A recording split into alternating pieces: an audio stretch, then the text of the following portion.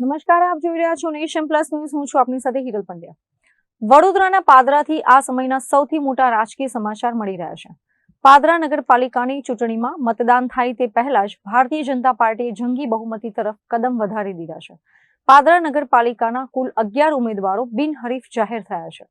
પાદરાના રાજકારણમાં આજે ભાજપે એક નવો ઇતિહાસ રચી દીધો છે. નગરપાલિકાની ચૂંટણીના જંગમાં મતદાન પહેલા જ ભાજપનો વિજય રથ તેજ ગતિએ આગળ વધી રહ્યો છે.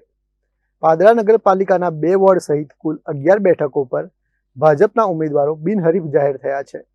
આ સફળતાએ સાબિત કરી દીધું છે કે પાદરામાં ભાજપનો ગઢ વધુ મજબૂત બની રહ્યો છે. વિગતવાર વાત કરીએ તો વોર્ડ નંબર 6 અને 7માં ભાજપના તમામ 8 ઉમેદવારો સામે કોઈ હરીફ ન રહેતા તેઓ બિનહરીફ થયા છે.